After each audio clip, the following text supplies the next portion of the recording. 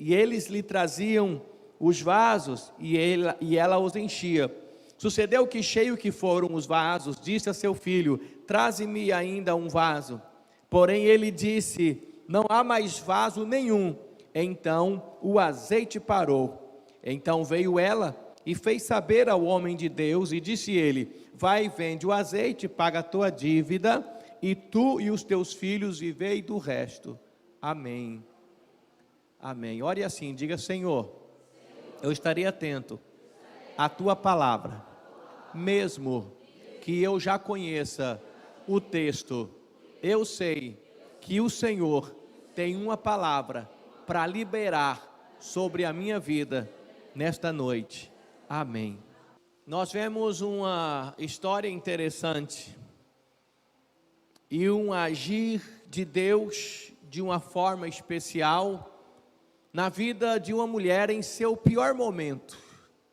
O pior momento da vida daquela mulher. Em qualquer época vai ser complicado, mas imagine naquela época uma mulher ficar viúva. A situação era bem delicada, ela havia acabado de perder o seu marido. Ela começara então o processo de luto, de negação. Ela começara então certamente sofrer, não aceitando, não acreditando no que estava acontecendo.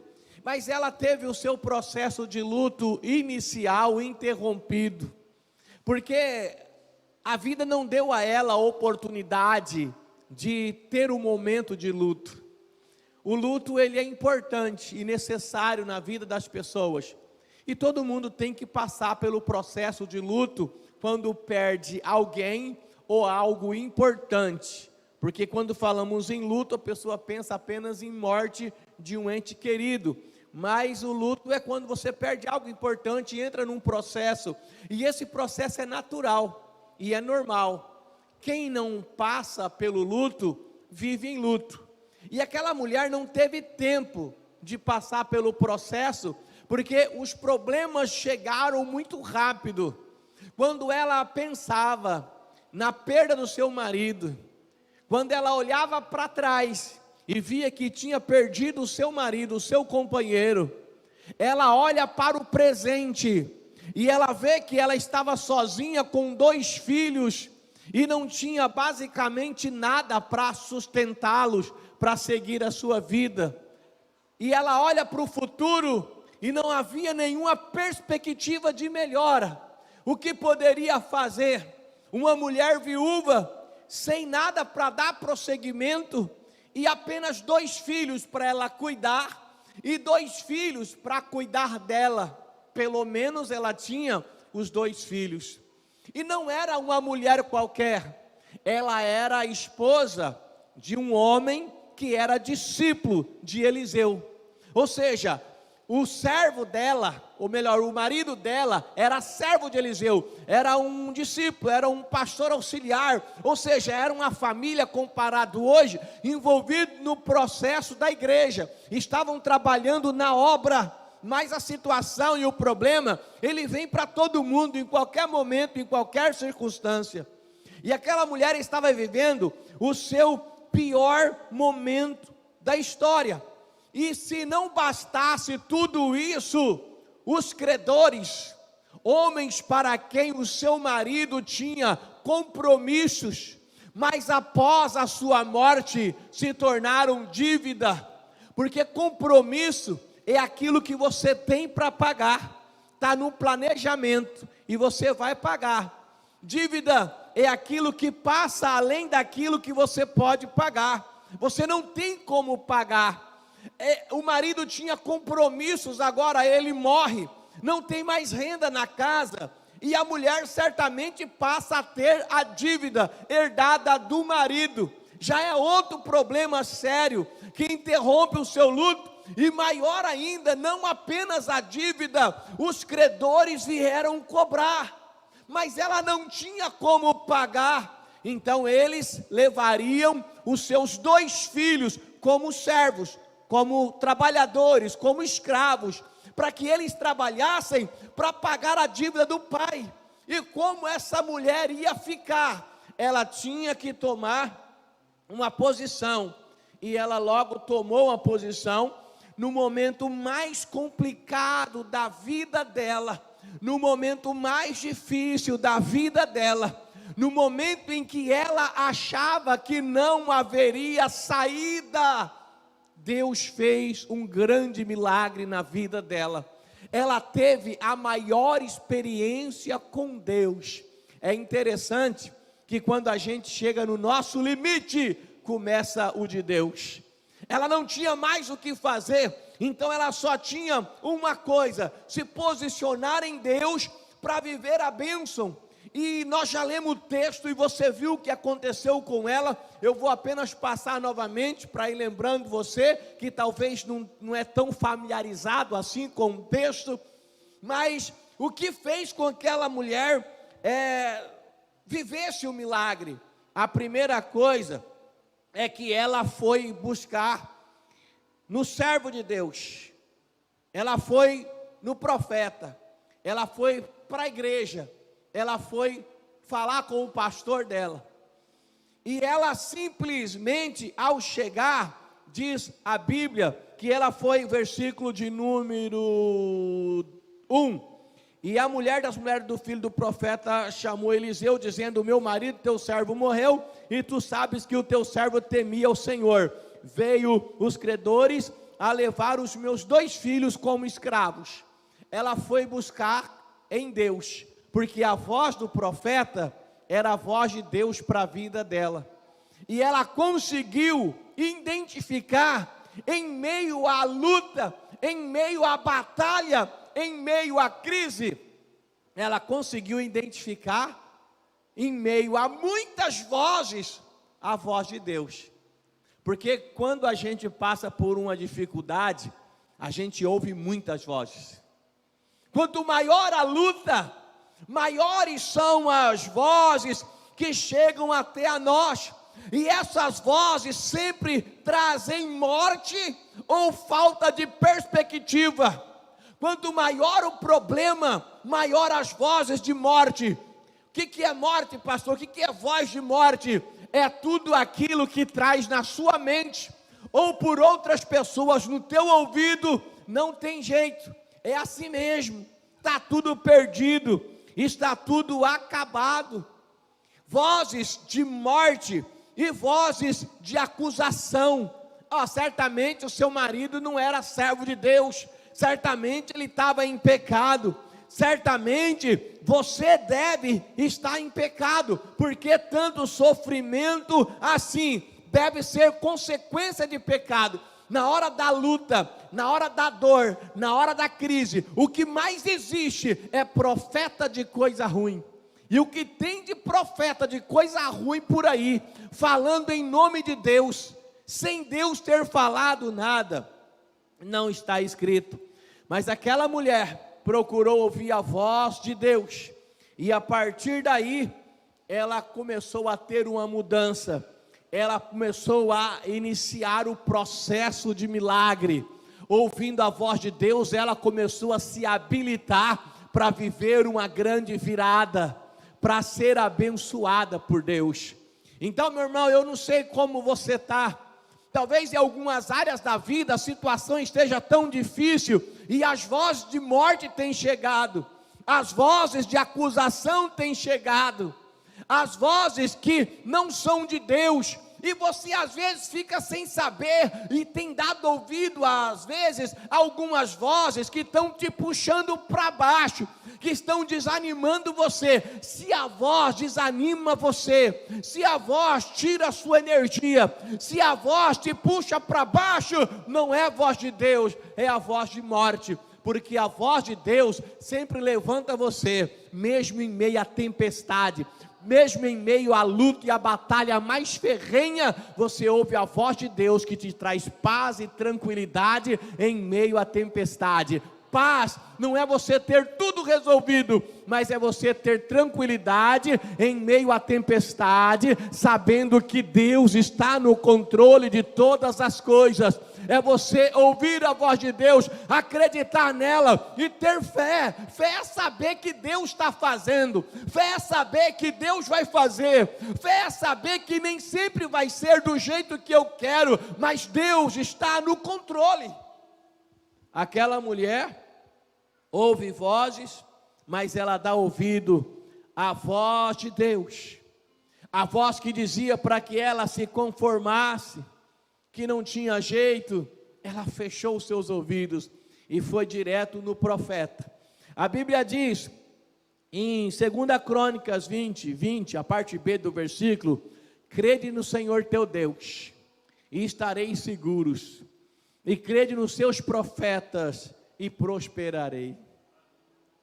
Quando a gente continua a leitura, Eliseu recebe a sua queixa, ela dizendo que os seus filhos iam ser escravos.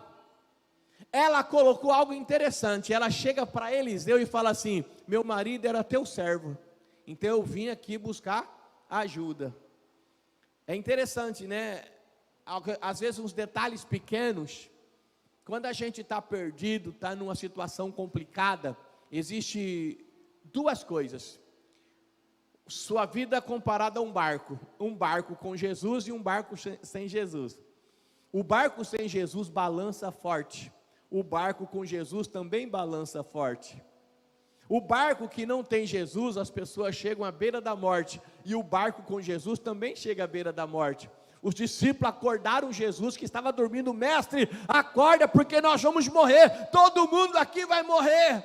A diferença é que dentro daquele barco estava aquele que dava ordem ao vento e à tempestade, o nosso Deus soberano, o nosso Deus triuno.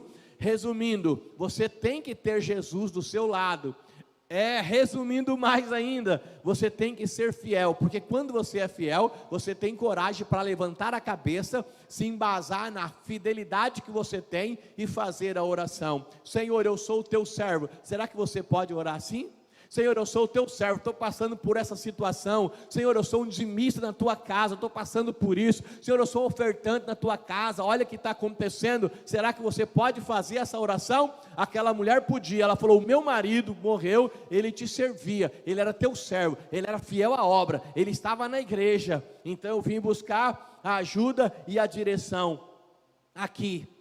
E ele olha para ela e diz assim: Eliseu lhe perguntou, versículo 2: o que te hei de fazer? Ou seja, o que eu posso fazer? Em outras palavras, eu não tenho dinheiro para pagar a conta para você. O que eu posso fazer por você? É a mesma coisa você chegar para o pastor Sidney e falar: pastor, lá em casa complicou e nós estamos com uma dificuldade, estamos devendo 30 mil reais. Eu vou falar: e o que eu posso fazer por você? Eu não tenho como pegar esse dinheiro ou arrumar esse dinheiro para ajudar você a pagar essa conta. Eliseu disse: o que eu posso fazer por você? Ele não podia ajudar, pagar a conta, pagar a dívida, mas ele poderia orar, dar direção, dar instrução, uma palavra que trouxesse àquela mulher tranquilidade. Aí ele se vira para ela e diz assim: o que você tem em casa? Ou seja, para começar a pagar essa dívida, você tem alguma coisa? A situação era tão caótica, meu irmão, minha irmã, que a mulher responde assim, e ela respondeu: tua serva não tem nada em casa, senão... É interessante, né? Sempre nós temos alguma coisa para darmos início, start ao milagre de Deus na nossa vida, porque Deus precisa que eu me posicione para que eu inicie o processo do milagre pela fé. Ela disse: a tua serva não tem nada em casa, senão uma botija de azeite. Ela tinha uma botija de azeite, mas em nenhum momento ela pensou que aquela botija, aquela pequena coisa que ela tinha, daria início ao processo do milagre. Ela tinha muito pouco, e aquele pouco era o seu limite. Ela certamente teria naquele tempo e naquela região dificuldades. Se os seus filhos fossem levados como escravo, ela morreria de fome em poucos dias. Aquela viúva tinha apenas um pouco de azeite, e ela tinha nesse pouco de azeite, nessa única botija de azeite, a sua segurança para mais alguns dias, para que ela pudesse sobreviver. Ela acreditava que não dava mais, porque era pouco, e o pouco era o limite dela. Mas o profeta chama ela para pegar aquele pouco e colocar nas mãos de Deus, porque quando você aprende a colocar a sua vida nas mãos de Deus, o Senhor vai fazer uma expansão extraordinária de bênçãos sobre você. Às vezes nós seguramos a nossa fé, às vezes nós deixamos de colocar diante de Deus a nossa vida, os nossos problemas, de participar de uma campanha, de buscar um ato, um processo de fidelidade, de se posicionar.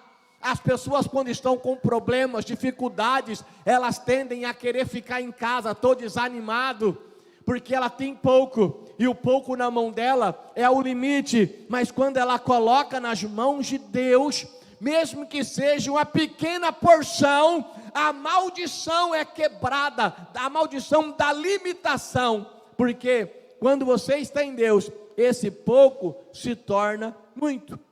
Aquela mulher descobriu uma coisa muito importante: o que importava realmente não é o que ela tinha, mas na mão de quem estava. O importante não é o que você tem, é na mão de quem está.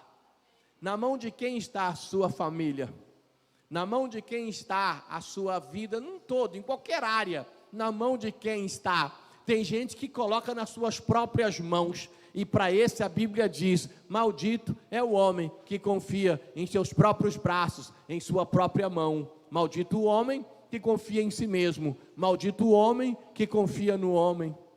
Então, tem que ser colocado nas mãos de Deus. Quando você coloca nas mãos de Deus, o Evangelho de Lucas 16:10 diz assim: quem é fiel no pouco, também é fiel no muito, e quem é injusto no pouco, também é injusto no muito. Então não importa o que eu tenha, eu preciso viver em fidelidade e colocar nas mãos de Deus. Joquebede cuidou de Moisés 3 meses, lutou para esconder dos soldados. Chegou uma hora que ela tinha que tomar uma decisão: colocar nas mãos de Deus ou deixar nas mãos dela. Se ficasse mais uns dias nas mãos dela, Moisés certamente morreria pelos soldados. Quando ela coloca nas mãos de Deus, ela tira das suas mãos, coloca no cesto e coloca no rio abaixo. Ela acreditava que Deus de alguma forma ia salvar o seu filho. E quando ela pôs nas mãos de Deus, ela não perdeu o que ela tinha. Às vezes nós temos medo de perder e nos agarramos a coisas pequenas na vida. Com medo de crescer, nós nos apequenamos cada vez mais. Com medo de avançar, de expandir, nós vamos diminuindo. Temos medo dos desafios, das responsabilidades que a vida apresenta, por não ter uma direção de Deus. E muitas vezes não temos essa direção, porque ouvimos muitas vozes e deixamos de lado a voz de Deus. Ouvimos muitos amigos acerca de alguma coisa, do nosso trabalho, do que a gente pode fazer. A gente ouve tantas pessoas, mas a gente não busca em Deus, em pessoas que podem dar a direção de Deus, que vai orar para que nós possamos ter um discernimento. E nós buscamos nas pessoas, e as pessoas são mais espertas, vamos mais nas mais espertas, e a gente tenta então ser fiel em meio a um mundo infiel. A gente ouve pessoas que não são cristãs, aconselhando e usando a expertise da vida, só que quando você vai encarar, você percebe que não é para você, que para você é diferente. Para as pessoas serem espertas é passar o outro para trás, é chegar na frente a qualquer custo. O esperto é aquele que chega no topo, não importa onde ele pisou, mas você sabe que você não negocia a tua fé e os teus princípios com ninguém. Então você percebe que é diferente e que você não pode avançar assim como o mundo avança. E nem tem porquê, porque as pessoas sem Deus prosperam para a sua própria destruição, prosperam entre aspas. Porque a verdadeira prosperidade é você ser suprido em todas as suas necessidades e no fim de tudo, ter paz na tua alma, tranquilidade. Aquela mulher recebeu uma direção do profeta. A direção que nós recebemos, ela é muito importante. Uma vez Jesus olhou para a multidão e ele se compadeceu dela. Ele viu a multidão, o povo, como ovelha que não tinha pastor. O que será que a Bíblia quer dizer quando Jesus olha e fala, ovelhas que não tinha pastor? Como vive uma ovelha que não tem pastor? Ela vive sem direção. Ela vive sem saber para onde vai. Ela vive no perigo. E Jesus viu que o povo estava sem direção, se perdendo. Precisavam de direção, precisava de orientação. Então o profeta, que tem em casa, e disse para ela assim, versículo 3, então disse ele, vai, pede emprestada vasilha a todos os teus vizinhos, vasilhas e não poucas. Bom, aquilo que o profeta pede para ela fazer agora, parece uma loucura, porque ele mandou que ela fosse na vizinhança com seus filhos e pegasse bastante vasilha, e disse para ela, quando pegar as vasilhas, entra no teu quarto, pega a sua botija de azeite, e começa a derramar nas vasilhas, e vai derramando. Ou seja, ele deu a entender a ela, que o azeite ia se multiplicar, ia encher as vasilhas, por isso, tantas vasilhas. Para aquela mulher era uma loucura, porque não havia se ouvido falar até então, em multiplicação de azeite. Jamais alguém havia ouvido falar sobre isso. Então aquela mulher começa a olhar para uma loucura, mas era a direção de Deus dada a ela, então ela ousa acreditar, e ela fala para os teus filhos, saem, busquem vazias, e tragam, e eles trouxeram as vazias, aí ela fechou a porta, conforme o profeta havia dito, pegou a sua botija, e começou a derramar em uma vasilha. Certamente a botija não encheria aquela vasilha, mas ela começou a derramar. Ela ouviu a voz do profeta, a direção de Deus, andou na direção de Deus, então ela começou a viver o sobrenatural, porque o natural, todo cristão vive, porque é natural, e o natural, as pessoas lá fora também vivem.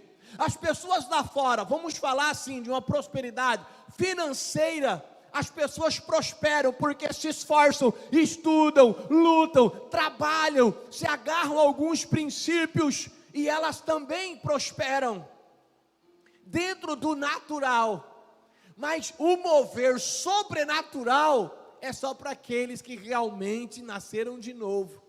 Aquela mulher tinha o natural, e o natural não enchia nenhuma vasilha, mas pela palavra do profeta, por ela ter ouvido a voz de Deus, na direção de Deus, ela começa então a derramar o azeite na vasilha, e a Bíblia diz que ela começou a encher, e eu fico imaginando a cena, ela derramando o azeite, e a vasilha vai enchendo, e ela não era boba, ela percebe que já tem mais azeite na vasilha do que poderia ter na botija, mas o azeite continua derramando, e quando enche uma vasilha, ela pega outra, e o azeite é derramado e não acaba, e ela puxa outra vasilha, e vasilha após vasilha foram sendo cheias, e o azeite não acabava. Essa conta não fecha, essa matemática está errado, isso não pode, naturalmente não pode,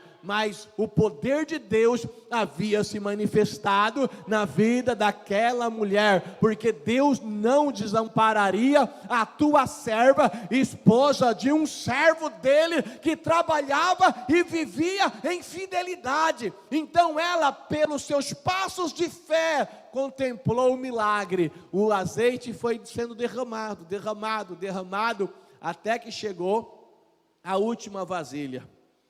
E quando chegou a última vasilha, ela encheu a vasilha, não tinha mais vasilha, ela começou a jogar azeite no chão, e o chão foi enchendo de azeite. Está escrito isso na sua Bíblia? Não. Quando ela encheu a última vasilha, ela disse: filho, traga mais vasilha. E o menino disse: mãe, não tem mais vasilha. O que aconteceu com o azeite? O azeite parou, o azeite acabou, não derramou mais. Vasilhas vazias e o azeite. Acabaram-se as vasilhas, parou a multiplicação do azeite. Nós podemos, pela fé, podemos dizer que as vasilhas vazias na tua vida, porque a botija de azeite você já tem, é a presença do Espírito Santo que está em você. O Espírito Santo de Deus habita em você, simbolizado pelo azeite. E as vasilhas vazias são os teus projetos financeiros, os teus sonhos, não só financeiro, mas em todas as áreas. Mas como estamos focando hoje, e vamos ungir para a prosperidade a sua vida, mas em todas as áreas, as vasilhas vazias são os projetos, os sonhos, ideais, que você ora, que você busca numa campanha, num culto de domingo, num discipulado, numa reunião de célula, em momentos às vezes muito simples, uma palavra faz nascer no teu coração um projeto, um sonho, e tudo isso são vasilhas. Então você precisa estar envolvido na obra de Deus, nas coisas de Deus, na oração, na leitura da palavra, porque todos os dias vão surgindo novas vasilhas, e enquanto houver vasilhas, o azeite do Espírito Santo será derramado. Enquanto houver vasilhas, o azeite será derramado. Mas se acabar os projetos, se acabar os sonhos, se você deixar se desanimar, não ter mais visão de futuro, nenhuma perspectiva, o azeite para. Enquanto houver vasilha, enquanto houver sonhos, enquanto houver projetos, Deus vai operar na tua vida. E falando de Deus, não há limites para Ele operar. Então apresente vasilhas vazias o tempo todo na tua casa e na tua família, e viva o milagre de Deus em fidelidade. O azeite parou. O versículo de número 7. Uma mulher, vou ler o 6 em diante. Uma mulher que estava para morrer, desesperada, e sucedeu que, cheios que foram os vasos, disse ao seu filho: traze-me ainda um vaso. Porém ele lhe disse: não há mais vaso nenhum. Então o azeite parou. E agora? Então veio ela e fez saber o homem de Deus, ou seja, foi falar com ele, explicar o que havia acontecido, versículo 7. E disse ele: vai, olha o tanto de azeite que deu, vende o azeite, paga a tua dívida. Tinha azeite para pagar a dívida toda. Mas Deus, quando opera além daquilo que nós pedimos ou imaginamos. A mulher chegou para o profeta apenas com uma petição, apenas com uma queixa, a dívida. Mas ele disse: vende o azeite, paga a dívida, e tu e o teu filho vivei do resto. Deus abençoou, pagou a dívida e sobrou para ela viver. A mulher que estava perto da morte, perderam seus filhos, não tinha nada, perto de perder os filhos, havia perdido o marido, vive um milagre extraordinário de Deus.